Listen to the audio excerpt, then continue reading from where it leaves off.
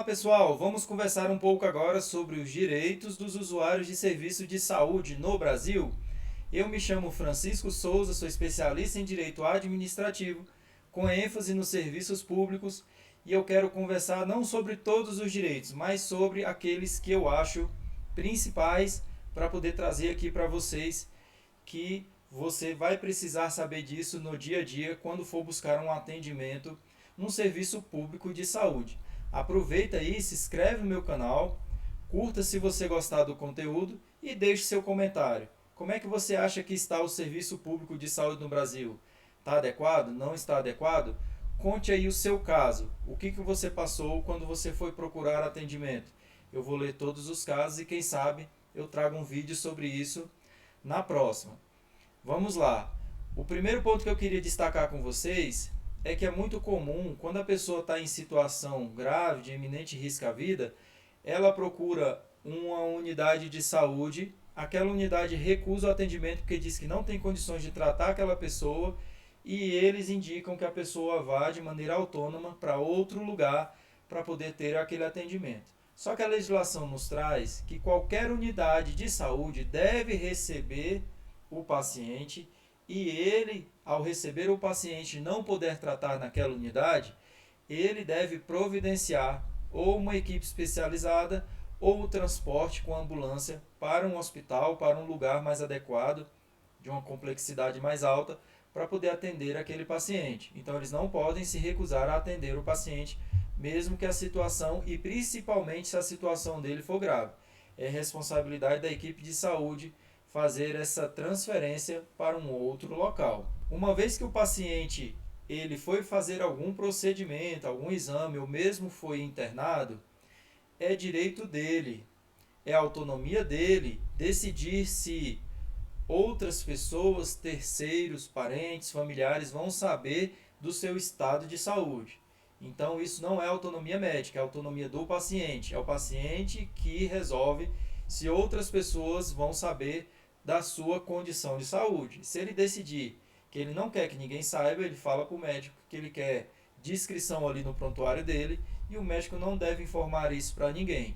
Mas é muito provável que o médico vai informar para terceiros se o paciente estiver desacordado, não puder exprimir a sua vontade, ou se ele não tiver autonomia da sua vontade, tiver algum problema, principalmente psicológico, que verifique-se que ele não tem aquela autonomia de vontade, aí sim é chamado uma pessoa mais próxima, alguém que tenha responsabilidade sobre aquele paciente, para poder tomar conhecimento da sua condição médica e às vezes até decidir se realiza algum procedimento naquele paciente com a anuência, com a concordância dessa terceira pessoa. Mas se o paciente ele tiver consciente da sua vontade, ele decide se essa terceira pessoa vai saber da sua situação médica e até ele pode deixar decidido com a equipe médica que uma terceira pessoa vai decidir por ele no momento que ele não puder mais decidir qualquer procedimento que deverá ser realizado. Às vezes numa cirurgia acontece alguma intercorrência e o médico precisa mudar ali de última hora o procedimento e o paciente ele não vai ter condição de exprimir sua vontade, ele vai procurar uma terceira pessoa responsável para poder autorizar aquele procedimento. Então o paciente ele já pode deixar previamente combinado com o médico quem vai ser essa terceira pessoa que vai tomar essa decisão por ele. Quando a anestesia for recomendada, ela é obrigatória para o paciente, além de medicamentos e tratamentos que aliviem a dor e o sofrimento. Então o paciente não é obrigado a passar por dor e sofrimento desnecessário. Se for recomendado pela equipe médica, é obrigatório a administração de anestesia, medicamento e procedimentos médicos para aliviar a dor e o sofrimento do paciente. Quando o médico receita algum remédio para esse paciente, geralmente aquele remédio ele vai estar nas farmácias populares, nas farmácias do governo. Mas se aquele remédio for mais caro, de alta complexidade, ele também pode estar na farmácia de alto custo. Então o paciente ele vai ter acesso ao seu tratamento de forma integral, com acesso aos medicamentos fornecidos pelo poder público. Em muitos dos casos ele nem precisa procurar uma farmácia particular para poder comprar esse medicamento. Mas nós sabemos que muitas das vezes o paciente ele é obrigado a comprar o medicamento porque do poder público está faltando alguma coisa. Mas pela lei, o poder público é obrigado a fornecer todo o medicamento. Se for recomendado ao paciente o tratamento domiciliar na sua residência, na sua casa, é direito dele receber aquele tratamento em casa, com os procedimentos médicos necessários, acompanhamento médico necessário, mesmo que ele esteja na residência dele. Então, o paciente foi recomendado que não continuasse o tratamento médico no ambiente hospitalar e sim na sua residência. Mesmo na sua residência, ele tem o direito de receber todo o acompanhamento. É direito do paciente ter um acompanhante em qualquer procedimento médico. E esse acompanhante é ele quem escolhe. Pode ser um homem, pode ser uma mulher, pode ser um parente, pode ser um conhecido. Mas é importante nós sabermos que é direito do paciente escolher o seu acompanhante. Ele pode ter esse acompanhante em qualquer procedimento. É claro que a gente deve usar a razoabilidade. Num ambiente restrito de cirurgia, às vezes não é adequado que o acompanhante esteja ali acompanhando em loco ali, em face ali do paciente. Isso vai ser combinado com a equipe médica. Mas na maioria dos procedimentos, é sim, e a legislação garante que esse paciente tem um acompanhante. Eu vou dar um exemplo para vocês no caso de mulheres que estão em trabalho de parto. É muito comum os maridos quererem acompanhar a mulher em trabalho de parto se o parto for normal, natural. Daqui a pouco eu falo sobre o parto cesárea. Se a mulher escolher que o marido dela acompanhe ela durante o trabalho de parto, isso deve ser discutido com a equipe médica, porque às vezes no ambiente que ela está, tem outras mulheres em trabalho de parto que estão com pouca roupa, com aquela roupinha do hospital, estão seminuas ou nuas em trabalho de parto. E se a mulher levar o marido dela, poderá constranger as outras.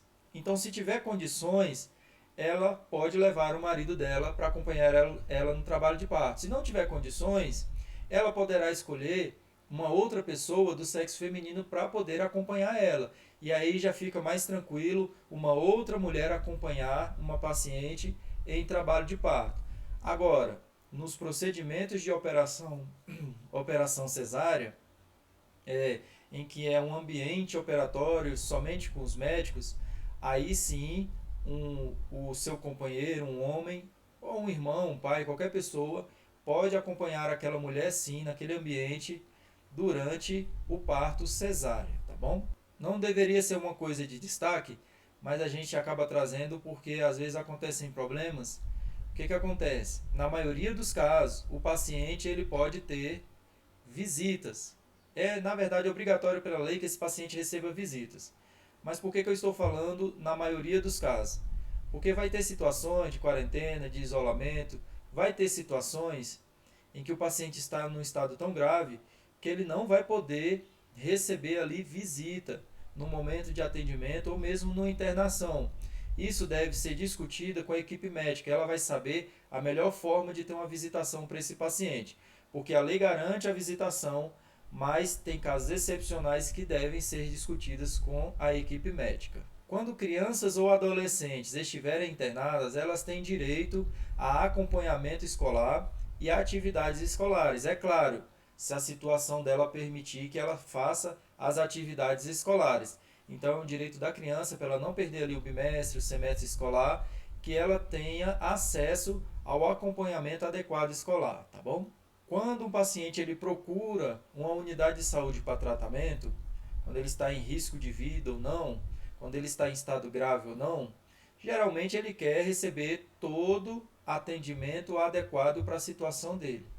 Mas tem casos em que o paciente ele se recusa a ter um atendimento médico ou passar por um procedimento, passar por um exame.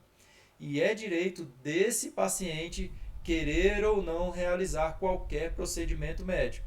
Então, se ele se recusar a receber tratamento médico, o médico deve orientá-lo sobre os riscos e consequências e, a partir dessa orientação, que o paciente está sabendo de todas as informações, ele vai assinar ali um termo de responsabilidade, um termo de conhecimento.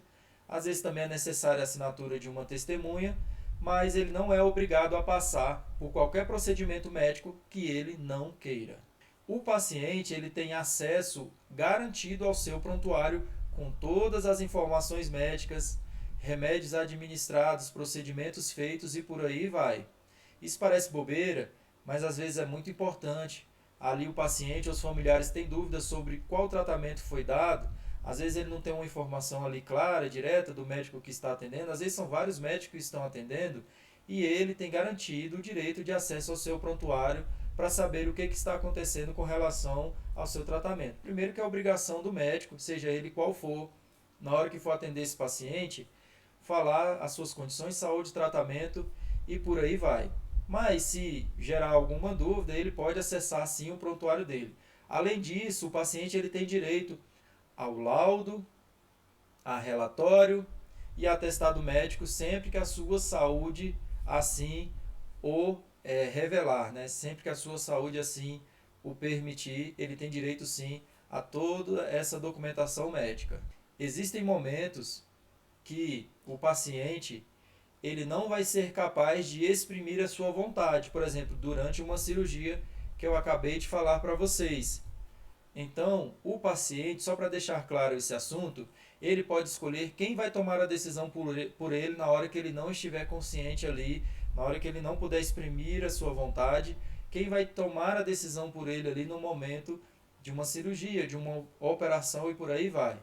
A decisão de qualquer procedimento, a princípio, é recomendada pela equipe médica, mas quem tem a decisão final é o paciente. Se o paciente não pode exprimir sua vontade, vai ser um terceiro, um responsável ou alguém que o paciente indique que vá tomar essa decisão. Muito obrigado e até a próxima.